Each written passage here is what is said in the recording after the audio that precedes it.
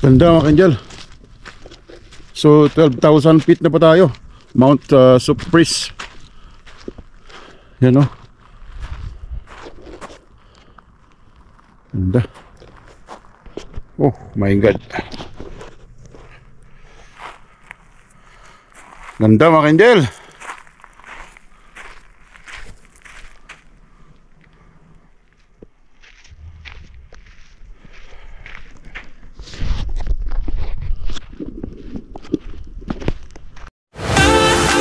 Yan! Woohoo! Ang Biscuit Basin na sumabog na geyser noong July. So Canada immigration o Canada border po tayo, mga Indian. So yos.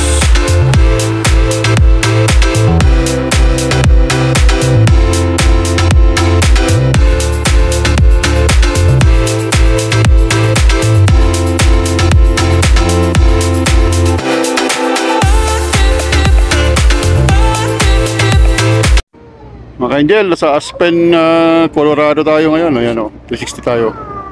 Ganda, mga Angel. Wow.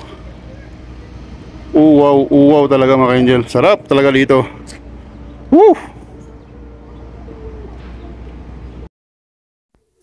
Hula ho mga Angel. So, tapos na ba tayo sa Aspen at papunta na po tayo dito sa $1 million highway at saka dito sa may Ouray, Colorado, ang tinatawag po nilang Switzerland of America. Tingnan po natin kung bakit tinawag na Switzerland of America yung Ouray, Colorado mga Angel.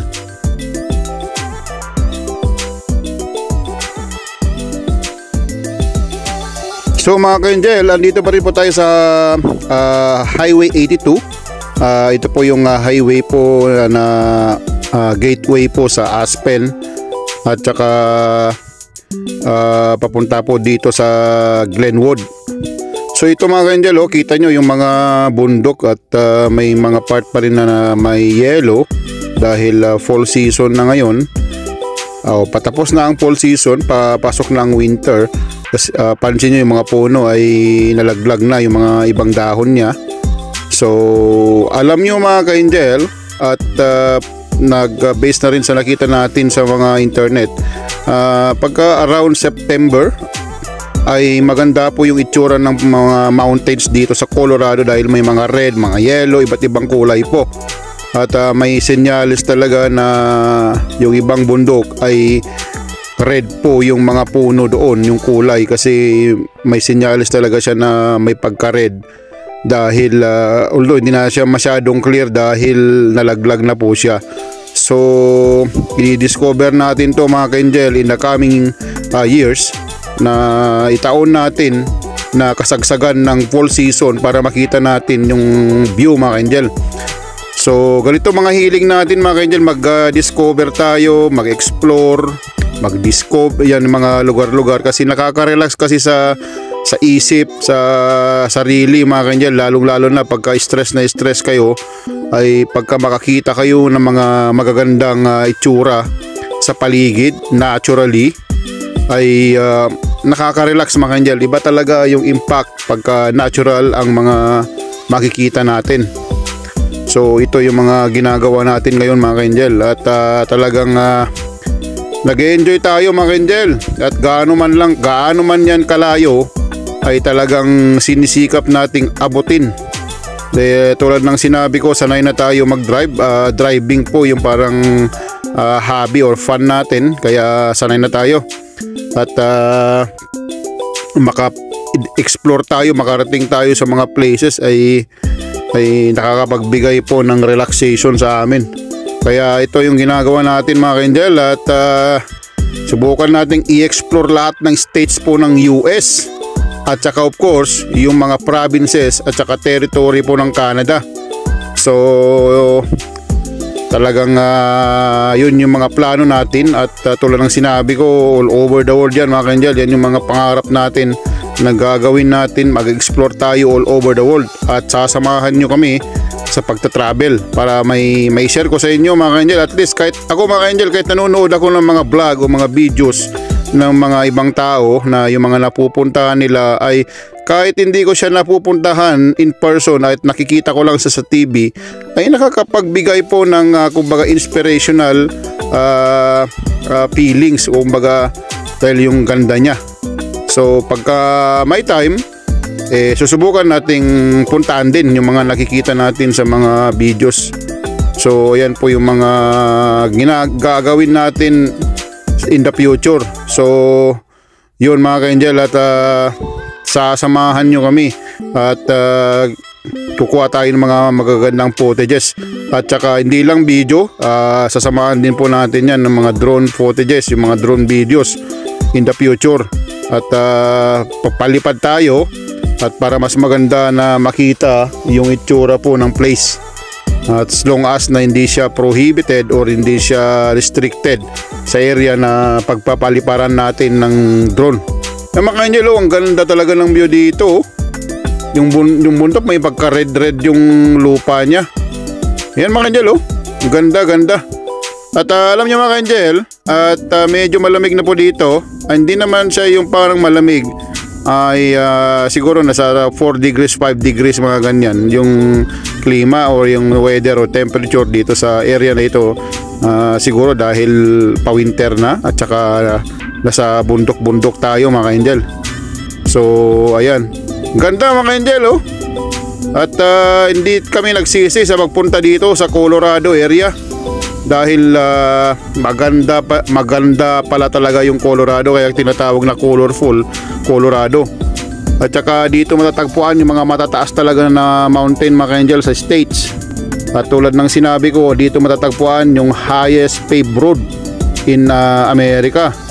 Nasa Colorado area, hindi natin napuntahan. Babalikan natin yan mga ka-angel in the future. At napuntahan lang natin yung Independence Pass since along the way po kasi siya. At mataas mga ka-angel, sa 12,000 feet plus yung 12,000 feet po yung Independence Pass. Mataas siya yung elevation niya. Ang pinakamataas po na paved road mga ka-angel ay matatagpuan po dito sa Alberta. Yan po yung dito sa may Kananaskis area, na i-feature na natin yan sa mga video natin. Kung gusto nyong balikan mga ka-angel, ay hanapin nyo lang po yung video natin dito sa Kananaskis, yung nagpunta tayo doon at dinaanan natin yung place na yon. At maganda rin ang scenic doon, scenic road mga ka-angel, yung sa Kananaskis, dahil kino-close nila yon mga ka-angel pagka po winter dahil po yung mga avalanche din. So talagang pupuntahan nyo po yan mga bandang summer, fall season. At yung Kananaskis na sinasabi ko, ano po yan mga ka-angel, yung tagos niya sa papunta po dito sa Banff, sa Trans-Canada Highway, at saka dito sa Longview, Alberta. Yan po yung highway na yun na kino-close nila during the winter. So ayan mga ka-angel, at tuloy-tuloy pa rin tayo. At papunta po tayo ng Ouray, Colorado. Ito, nasa highway 133 na tayo mga ka-angel. Ito na po yung humiwalay kanina dun sa highway 82. At madadaanan din natin yung John Denver Peak na tinatawag nila. At yun po yung Mount Surprise. Mag-stop over tayo saglit doon. Tatin natin yung view mga ka-angel, kung maganda yung view niya. Mataas din po siya. At nakikita ko sa internet maganda yung view. So ito mga ka-angel, at paakyat na tayo. At dire-diretso lang yung pag-drive natin. Ito mga ka-angel, ang ganda talaga. Sana maabutan natin yung $1 billion highway para makita natin yung view po, kung gaano ka sinatawag nilang one of the most stunning road in America. Dahil wala pong mga bakod o railings doon sa highway, ay nakakatakot tignan. Pagka po titingin kayo, malulula kayo sa taas din. So nakita natin yan sa mga internet, sa mga nag-video doon sa $1 million highway. So ayan mga ka-angel, at dire-diretso pa rin pa tayo. At sana maliwanag pa pag dumating tayo doon, kasi medyo padilim na dito sa area na ito, pero okay lang. dahil may mga ulap kasi na nakukuberan niya yung liwanag po ng araw. Yan mga ka-angel, oh, may mga yellow pa rin talaga siya. Yan, ang ganda sa lip mga ka-angel, oh. So alam niyo mga ka-angel, dito sa Colorado dugtong pa rin po ito ng Rocky Mountain, yung Canadian Rockies, yung British Columbia, Alberta area. Dugtong niya po ito, continuation lang po ito ng Rocky Mountains do sa Canada. So all the way po ito sa New Mexico mga ka-angel, sa New Mexico. So dadaan po yan ng Montana, some parts po Idaho, Wyoming, and then Colorado, and then New Mexico, yung US Rocky Mountains. So kaya pansin nyo yung mga bundok mga ka-angel, parang mabato, yung may mga part na mabato, dahil kaya tinatawag na Rocky Mountains. So marami pa kaming hindi napuntahan talaga dito sa Colorado mga ka-angel. At tulad ng sinabi ko, nung papunta kami dito sa Denver, gabi na, hindi namin nakita yung ganda ng view ng mga highway na dinadaanan namin. May mga tunnel pa. So talagang kulang ang oras namin, at tinatry namin talagang maka-stop ng tourist spot, at least makapag-picture. Pero talagang hindi kaya talaga yung mga oras, kasi ang layo talaga mga ka-angel. Talagang malalayo talaga yung mga places na pinupuntahan namin. Kaya kailangan talaga ng paglaanan mo ng araw. Ito since biglaan lang talaga, hindi namin talaga na kumbaga na plano ng maayos. Bigla-biglaan lang. So mga 2 nights pa siguro na tayo mga ka-angel, at babalik na tayo ng Calgary, Alberta. So kasi may mga pasok ng mga kids. So at magmamadali tayo. So dadaan po tayo dito sa Utah, and then papunta na po ng Idaho, Montana, and then going back to Alberta mga ka-angel.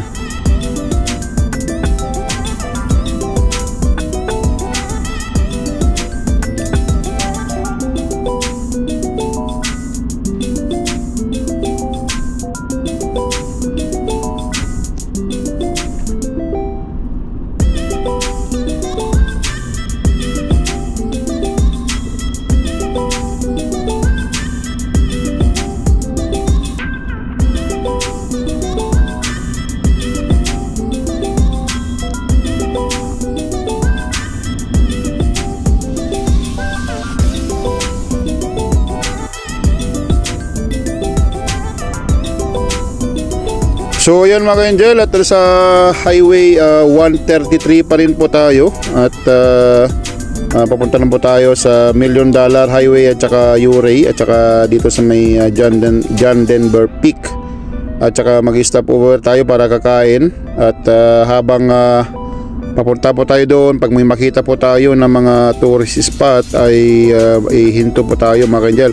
Yan po yung kagandahan mga ka-angel, pagka po nag-drive kayo or nagta-travel kayo na may car, o instead of taking the plane na going to the States, ay yun po yung kagandahan pagka meron po kayong car, anytime po makapaghinto, at hawak nyo yung oras nyo mga ka-angel, at kung saan na kayo mapadpad, pwede na doon na rin po kayo mag-hotel.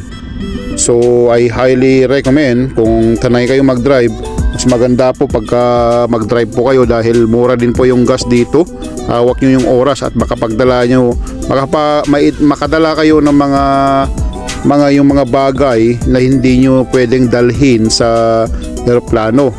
At kumbaga yung restriction po kasi ng eroplano ay mas mahigpit, since talagang lilipad yun mga ka-angel, compare po sa by car.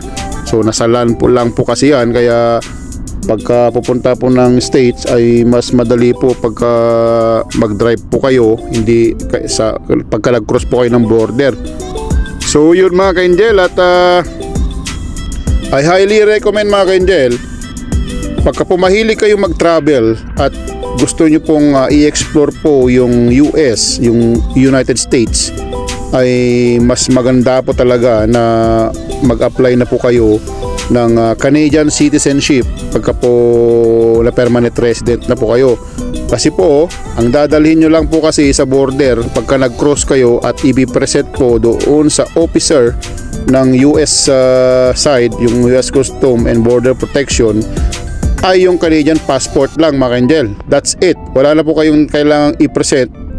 Ang gagawin lang is sagutin lang, answer lang po yung mga question, yung mga i-question ng officer sa inyo.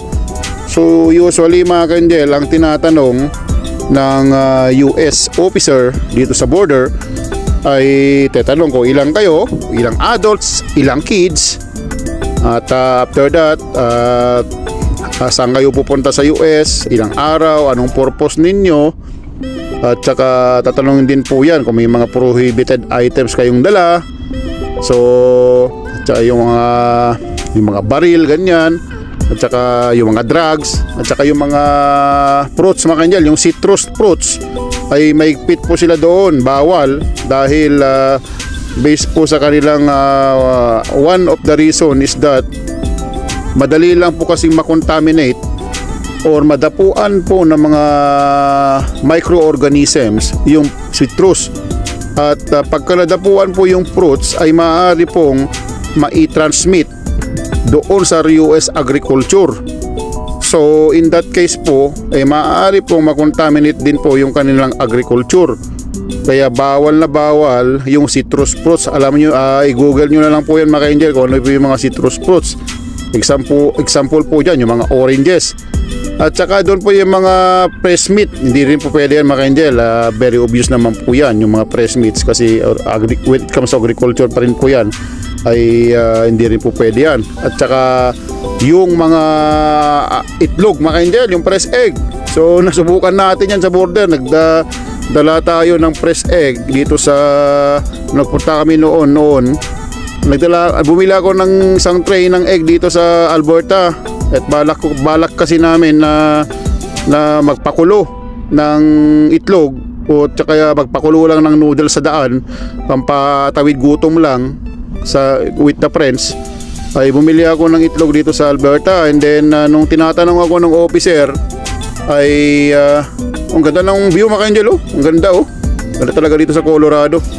So going back mga ka-angel, at tinanong ako ng officer kung may press egg. Siyempre kailangan, tulad ng sinabi ko mga ka-angel, bawal po tayo sinungaling o kung ano po yung dala natin at natanong ng officer, sabihin po natin mga ka-angel, kasi malaki po yung multa at malaki po yung penalty. Baka maaari pang makulong din po kayo sa pagsisinungaling ninyo. Kaya maigi nang sabihin yung totoo, kasi i-confiscate lang naman po yan ng officer kung bawal i-transport o dalhin sa US. Vice versa mga ka-angel, ganoon din po sa US side, Canadian side. Yung officer, yung Canada officer, ganoon din po, almost similar din po yung tinatanong. So bawal din po magdala ng itlog papunta naman po ng Canada. So like I said, yung mga ganong item mga ka-angel, like sa mga meat, mga fish, mga egg, wag na po kayo magdala. Wag niyo pong piliting ilusot sa border mga ka-angel, kasi tulad ng sinabi ko, mas mahirap po magkaroon ng problema kaysa sabihin po ng totoo. Ang paggawin nyo na lang mga ka-angel, yung mga gaya na gusto nyo talaga bumili, doon na kayo, pagkatawid nyo na lang po kayo. Kung sa Alberta, Montana side kayo nag-enter sa US, mura lang po ang mga grocery dyan mga ka-angel, kasi wala pong sales tax sa Montana. Tandaan nyo po yan mga ka-angel, walang sales tax ang Montana, mura lang po ang mga bilihin dyan. Mayroon pong grocery dito mga ka-angel sa Montana na 24 hours, just like a convenience store, but it's a grocery store. Yan po yung Super One. Search nyo po yan, Super One. Diyan po kayo bumili, kasi diyan po kami usually bumibili. Pagka nag-travel kami ng US, diyan kami sa Super One kami bumibili, kasi mura mga ka-angel, mura talaga. Walang tax. Kung ano yung presyo ng item, yun na yun. Kaya I highly recommend ganun po yung gawan ninyo mga ka-angel. Huwag na kayo magdala kung ano, dalhin nyo na lang mga damit, kumot, mga ganyan. Pero yung mga fresh items, citrus, wag na mga ka-angel. Doon na lang kayo bumili sa Montana or the other states like Idaho, o kung doon kayo mag-enter. So yun, ulitin ko mga ka-angel, bawal po yung mga nabanggit ko, mga citrus, fresh meats, eggs. Yan, huwag nyo pong pilitin na ilusot sa border, kasi delikado. Yun, sinabi ko mga ka-angel na may egg kami. And then sinabi, i-pull over daw, punta raw at kukunin nila yung egg at i-surrender ko o ibibigay ko doon sa opisina nila. So yun lang ginawa ko, binigay ko yung egg, and then awa ng Diyos, that's it. Okay na, good to go. So ganun lang mga ka-angel, be honest. Huwag po tayong gagawa ng mga bagay na ipapahamak natin. Remember, we are crossing the border na maaaring ma-detain pa kayo doon sa US mga ka-angel, and vice versa if you are from US as well and going to Canada. Kailangan pong maging honest mga ka-angel. Honest lang talaga ang key. Tulad ng sinabi ko, nobody's perfect. Maaaring makapagdala po tayo ng prohibited items, but if we declare it honestly to the officers, no problem, they will just confiscate it and they will let you go pagkapunta kayo ng US or Canada. Ganun lang po mga ka-angel. Advice lang bilang isang kababayan ninyo na nagkaroon na ng experience sa pag-cross po ng border. Sineshare ko ito para at least safe po kayo pagka mag-travel po kayo sa US mga ka-angel. So tulad ng sinabi ko, tulungan po tayong mga kapwa Pilipino, huwag po tayong magsisiraan. Okay mga ka-angel, at tuloy-tuloy yung mag-drive natin. At ulitin ko, thank you very much po sa mga nag-subscribe sa akin. I highly appreciate po. At always pray to God po. Lahat po ng problema may solusyon. Lapit lang po tayo kay God. And sana po may mga dating yung time na makapunta rin po kayo dito sa Canada or even other countries na pinapangarap po ninyo mga ka-angel. And God bless you always, and don't forget to subscribe to my channel Discovery Angel para tuloy-tuloy po ang ating paglalagwat at pagbibigay ng impormasyon sa inyo at sa ating lahat mga ka-angel. Okay? Thank you very much mga ka-angel sa mga nagko-comment at nag-subscribe at nanonood po sa mga videos natin. Thank you very much po. God bless.